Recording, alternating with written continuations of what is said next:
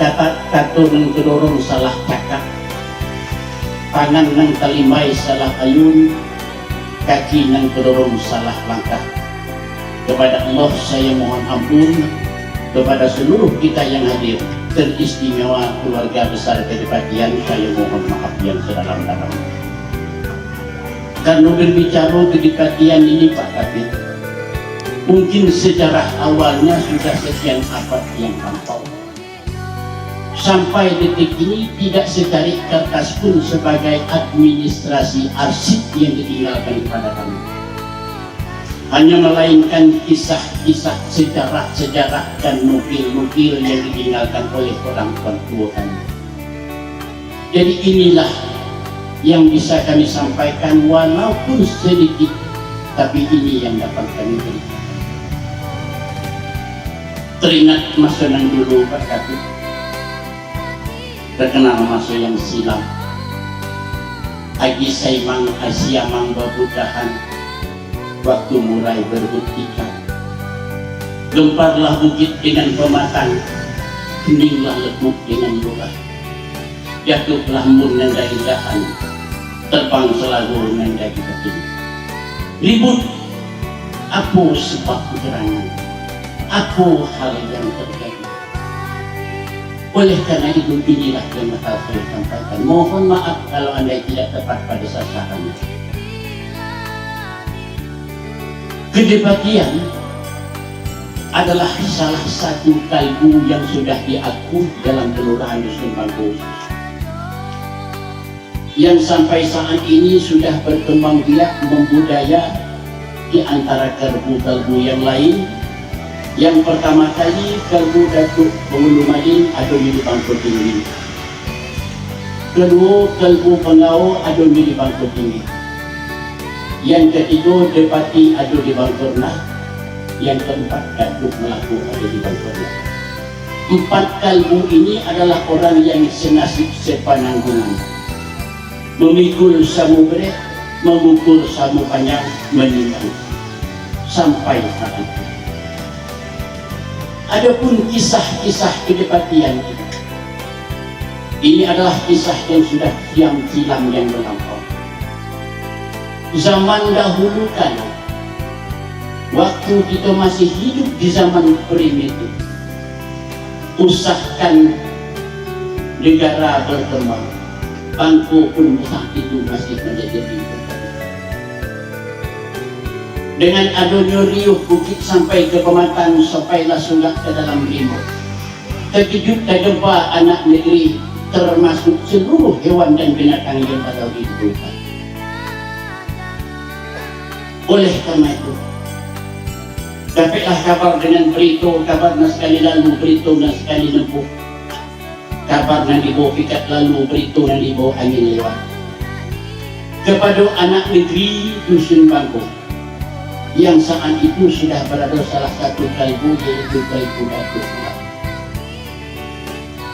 bahwa ada jauhnya di sana, di sebalik bukit dan berbaris di seberang sungai Nangli, tepatnya Pak Kapit, yang berada di wilayah Bukit Bungkuk, yang berada di tepi sungai Bermuk. Menurut konon kabar dengan cerita, konon kabar yang terima dari yang tahu cerita didapat dari yang pandai.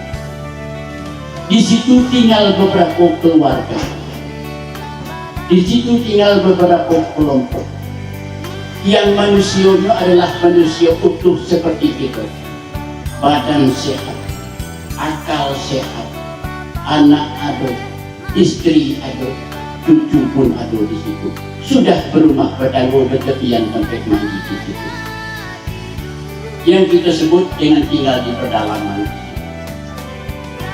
Pada saat itu dia jauh dari keributan-keributan, jauh dari kebisingan-kebisingan, jauh dari pelarut kota-kota. Tinggal dalam keadaan yang sangat-sangat terisolir, bersemandikan embun yang jatuh, berselimutkan tabut yang tebal, mandi di air yang tidak jernih, berbaring di atas bane yang lebar, berbantal di kayu yang panas. Situlah awal kisah pertama pertama kedapatan berasal dari warga negara Republik Indonesia.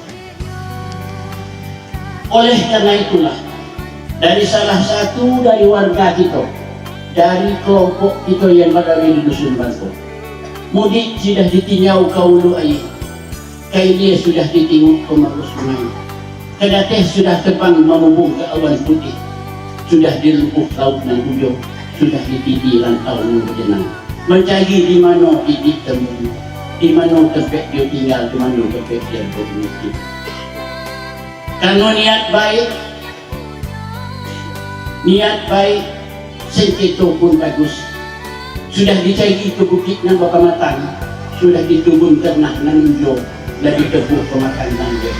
Insya Allah dengan niat baik, ketemulah rombongan yang kita sampaikan. Orang yang tinggal jauh dari pedalaman dengan berpakaian seadil, dengan makanan yang seadil, tinggal di dalam. Oleh karena itulah, melalui nukil yang saya perdapat dari orang tua kedebatian yang sudah berpulang ke rahmatullah yang sudah menjauhi kita, dibentuklah satu tim khusus untuk nengok ninjau di mana terjadi. Maka beberapa waktu berangkatlah rombongan ini dari Dusun Bangkok pergi meninjau di mana tempat kediaman.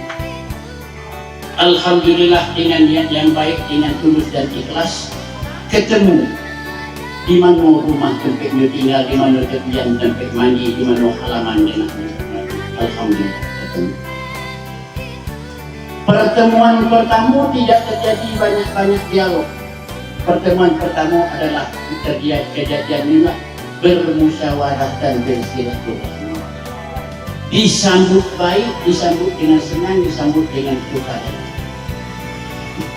Balik terus bercerita dengan kaum yang ada di Sumatera, memang ada di situ tempatnya.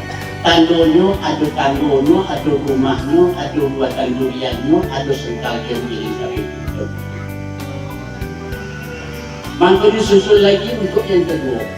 Di situ mulai timbul, mulai ada argumentasi turun-turun dengan dari orang yang bertemu dengan orang yang mulai dibujuk, dirayu, mulai diasuh di kanan, mulai diinang di kebal, diajak dengan secara tulus dan ikhlas untuk meninggalkan tempat kediamannya kembali ke Dusun Bangkok. Bukan nak 1000 dayu, bukan nak 1000 dalih. Mendengar kata baikku, banyak alasan dia sudah nak pertama. Yang pertama dia nak balik, dia sudah menganggap sudah sekian abad, sekian puluh tahun sudah di kampung halaman pedalaman. Berat dia nak meninggalkan tanah tumpah dan balik. Tapi di sana unding baik, perunding dan elok yang datang dengan yang menunggu, akhir terwujudkan. Alasan dia yang kedua, dia malu balik ke dusun dan ketemu dengan orang-orang dusun. Sudah sekian lama menjelma di dalam hutan, ini yang juga balik ke dusun malu. Yang ketiga, alasannya yang saya dapatkan dari orang-orang tua dari kampung Depati yang sudah meninggal. Kalau dia balik ke dusun, di mana tempat tinggal, di mana tepian tempat mandi, di mana padang tempat bermain, awak yang baru itu. Oleh karena itu, dengan kata yang sepakat dengan seluruh orang yang menjemput dengan yang dijemput, keangguk sudah dikatakan dia tidak kebegirannya, maka orang yang diboyonglah balik ke dusun. Singkat cerita, sesampainya di Dusun Bangkornah itu, kalau Pak Kapit masuk ke Dusun Bangkornah mulai dari BRI, masuk ke Batu Bangkornah sekitar 100 meter, di sebelah kanan kalau masuk itu masih ada beton Pak Tugu sudah meja, masih ada. Maka orangnya dibawa balik ke situ. Disinilah Depati di sini, kata orang dusun yang bawa balik Depati yang sini. Sinilah kena kamu bermukim, sinilah kamu tinggal, sinilah kamu sakit, sinilah kamu sehat. Depati. Nah, dengan kalimat Depati itulah timbulnya jadi kalbu Depati. Karena mendapat tanah lokasi yang sudah disiapkan oleh sahabat itu di Dusun Bangko, maka itulah timbul kalbu Depati. Dengan kalimat Depati menjadi kalbu Depati. Ini cerita sahih saya terimakan dari orang tua yang zaman dulu. Maka berkembang biak sampai hari ini tidak ada lagi yang atau begini-begini. Itu adalah kalbu Depati, kelurahan Dusun Bangko, tegak samuriri, jauh tinggi, duduk samurna, semakan, seminum, seiyo, seidak dengan kalbu-kalbu yang lain pada di Dusun Bangko. Tidak ada garis pemisah, tidak ada garis pengatur, samu-samu, adat samu diisi, lembado samu dituang, begik samu dipikul, ringan samu ditinggi. Nah, untuk itu kalbu Depati yang akan dibentuk hari ini diharapkan bisa membangkit batang ternak, membuka cerita-cerita lama. Jika perlu dicari temu-temu lama, dari mana asalnya, siapa orangnya, dari mana keturunannya. Nah, kebetulan yang datang dari Belmo itu Pak Kapi, ada yang tinggal di Dusun Bangko, alhamdulillah berkembang biak sampai hari ini. Ada yang tinggalnya di Tungkai, sampai hari ini masih ada. Ada yang tinggalnya di Sungai Manau, tepatnya di Sungai Nilam. Sudah berkembang biak sampai hari ini. Ini adalah berkat kerjasamu anak negeri Dusun Bangko dari kalbu yang lain, kalbu yang lain, kalbu yang lain, sehingga menyatu dengan kalbu Depati sampai hari ini.